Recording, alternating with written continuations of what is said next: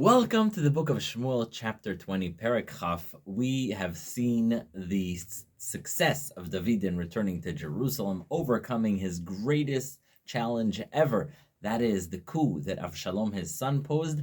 And now we have him coming back to Jerusalem, accompanied with an entourage of the people of Yehuda.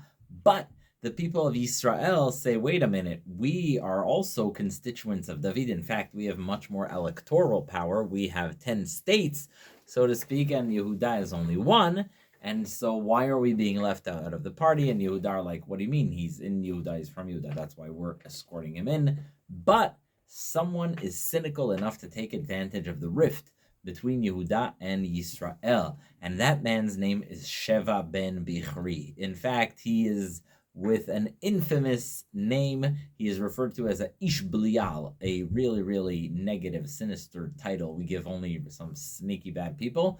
And so he blows the shofar and he tells all the people of the tribes of Israel, Ein lanu chelek beDavid, we have no share with David, nothing with Ben Ishai, Ish lo alav Israel, let's secede, because you are not treating us well. And in fact, all of the tribes follow Sheva ben Bichri. They're like, you know what, if David wants to party with Yehuda, that's his choice, we're out. And so David comes back to Jerusalem and he calls Amasa, who he appointed instead of Yoav, and he's like, listen, go call all the troops from Yehuda so that we can go fight to recapture our dominance over the people of Yisrael. But a day passes, another day passes, 3 days pass, and Amasa is not back, and David suspects there's treason going on. So even though he fired Yoav, sometimes you got to fall back on your good old friends. And so David calls Avishai, the brother of Yoav, and he says, wait. Now Sheva ben Bichri is going to cause a coup that is worse than what Avshalom did, and it's time to chase him very quickly, similar to the advice of Achitophel that he gave Avshalom with regard to David. And they're like, okay, let's go chase Sheva ben Bichri.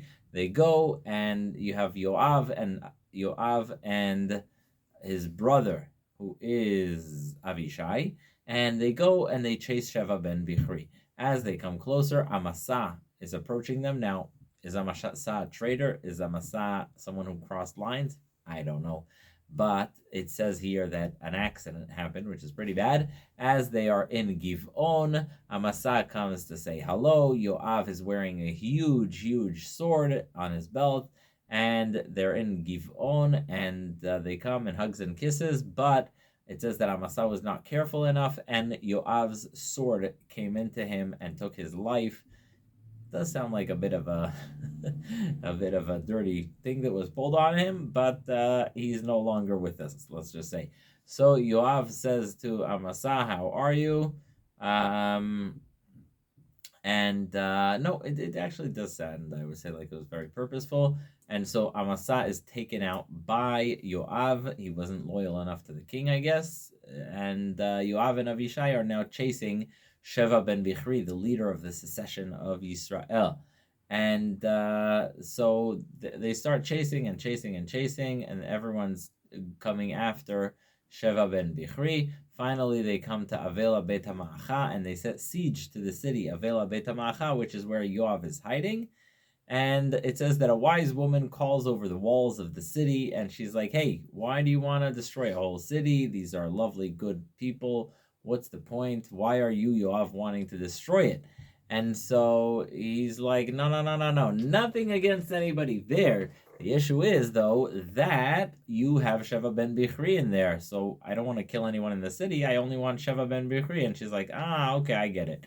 And so she comes in and she lobbies the people of the city. She's like, hey, this is not our fight. Why should we all die for Sheva ben Bichri?